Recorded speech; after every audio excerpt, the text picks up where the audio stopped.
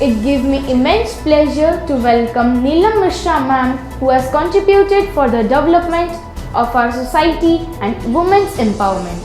I also feel highly privileged to have Nandini Tyagi ma'am, who is the well-known face of the movement Beti Bachao Beti Padhao. We are highly honored to have you both. We are blessed and lucky to have our principal ma'am, Mrs. Poonam Chauhan with us. 2012 से मनाए जाने वाले बालिका दिवस का मूल उद्देश्य क्या है? बहुत अच्छा क्वेश्चन आपने पुटअप किया है। सबसे पहले तो मैं प्रिंस एजू हब का और पूनम मैम का थैंक्स बोलूँगी, जिन्होंने मुझे इतने सुंदर आयोजन का हिस्सा बनाया। जहाँ तक हम बात करें, अभी जो इंटरनेशनल डे हम गर्ल्स चाइल्ड डे मना रहे हैं, उससे पहले अगर बैक में जाके देखते हैं तो प्राचीन समय में महिलाओं की जो सिचुएशन थी बहुत अच्छी थी, एम्पावर्ड थी, सम्मान मिलता था उनको। धीरे धीरे कुछ आक्रांताओं की वजह से हमारे समाज में जो कुरीतियाँ हैं, जैसे दहेज प्रथा है, बेटी को मारने की प्रथा जो चली थी, जो ये सती प्रथा चली थी, इस तरह की कुरीतियाँ आ गई थी। उन कुरीतियों को दूर करने के लिए बहुत सारे सामाजिक संगठनों ने, बहुत सारे लोगों ने, सामाजिक कार्यकर्ताओं ने और इस तरह से हमारी सरकारों ने सोचना शुरू किया, क्योंकि इन घटनाओं की वजह से लिंगानुपात जो था, वो जिसको सेक्स रेशियो कहते हैं, बहुत डाउन हो गया था और जो 1000 के ऊपर 500 के आसपास बेटियां चली गई थी। तो एक चिंता का विषय न केवल हमारे देश के लिए बल्कि सभी देशों के लिए बन गया था। इस वजह से सभी देशों ने मिल करके सोचा और यूएन में 2012 में प्रस्ताव पारित किया।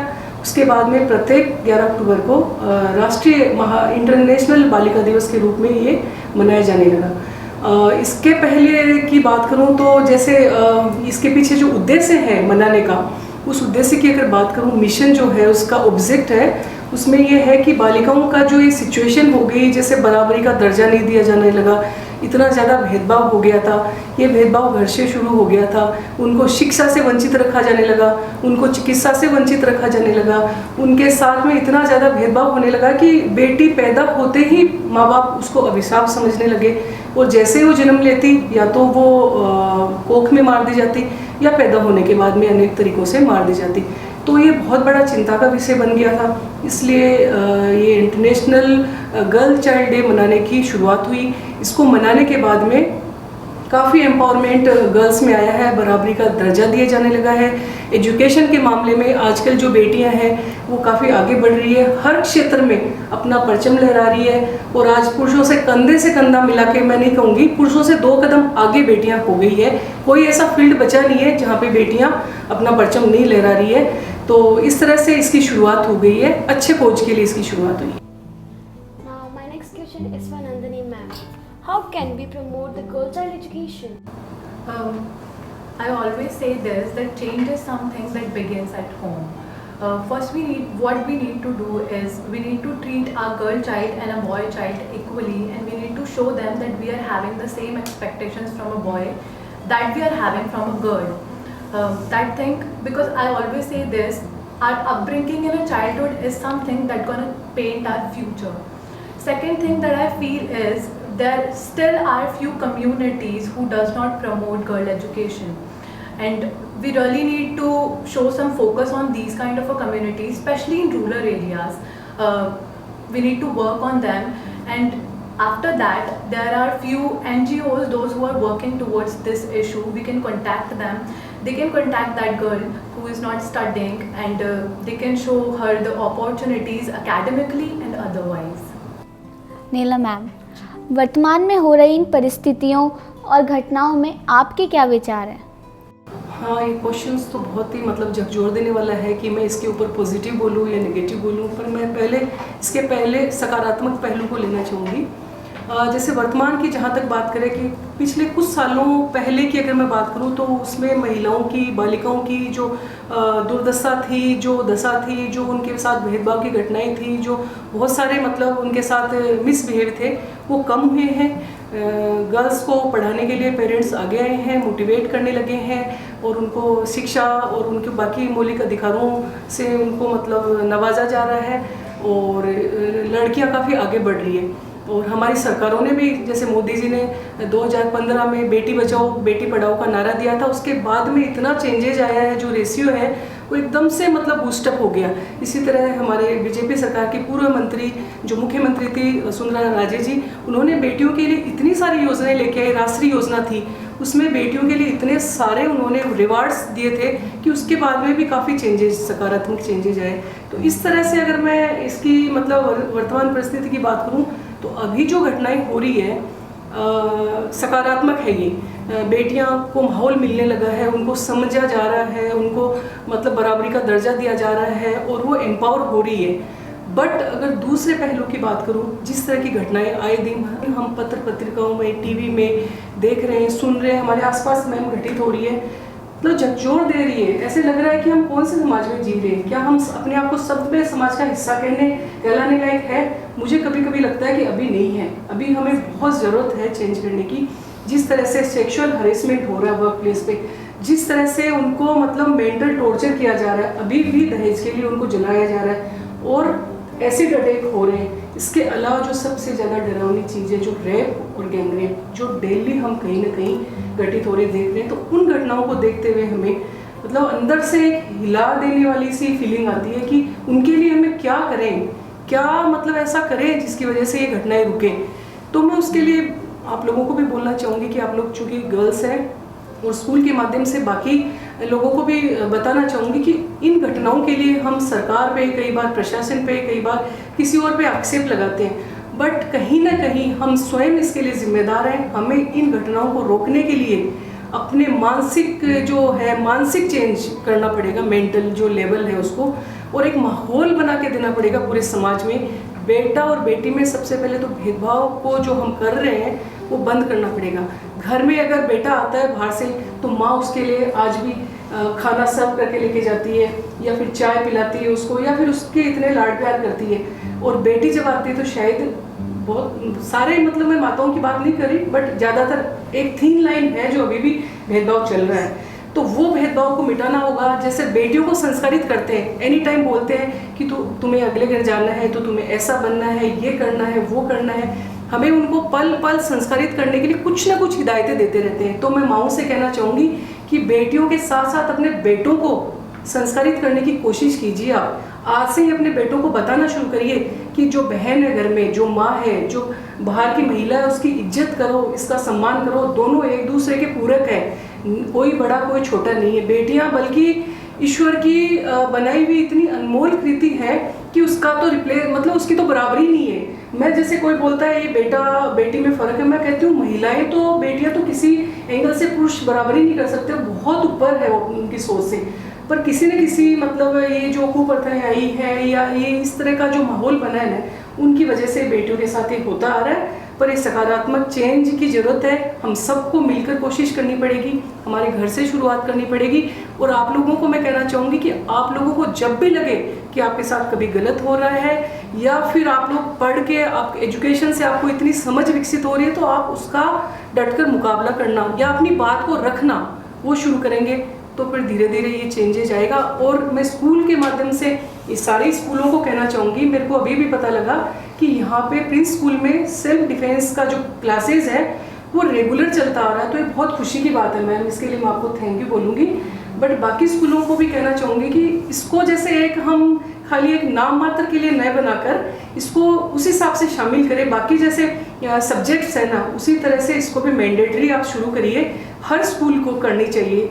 और अगर स्कूल नहीं कर पा रही है तो पेरेंट्स से कहूँगी कि अपनी बेटी को सेल्फ डिफेंस की आप एक क्लास जरूर डेली रूटीन में करवाइए, ताकि वो आत्मनिर्भर बन सके, अपनी आत्म रक्षा कर सके, और अपने साथ साथ अपनी सहेलियों की या समाज में कहीं भी कोई प्रॉब्लम हो रही है तो उसके खिलाफ कर सके। और उसको मतलब एक आत्मविश्वास जब डेवलप होगा तो कोई भी प्रॉब्लम आएगी तो उसको फेस करने के लिए तैयार रहेगी। तो ये कुछ चीज़ें हैं जिनको हमें करने की आवश्यकता है। उनके बलबूते पे धीरे धीरे चीज़ें हो सकती है ख़त्म, अदरवाइज तो सिचुएशन बहुत, अभी परिस्थिति है वो बहुत ही ख़राब है इसके लिए। Nandini ma'am, do you think that the thought of women empowerment is leading inequality in the society? That's a really good question. But don't you think so that we are still living in a male-dominating society? Although we are working on it, and hopefully in few years this situation is going to change. But women empowerment, it is a word where we are not asking about that we are bigger than any other gender. What we are asking about is all we need to realize is our self-worth. We need to realize how important we are as a women, you know. It's not about we are telling the society that we are more than any other gender that is male. What we are telling is, if you are 50 and you are doing your job, you are handling all the business and you are just living your life smoothly, then why can't I do that? At the age of 50, why can't I do that?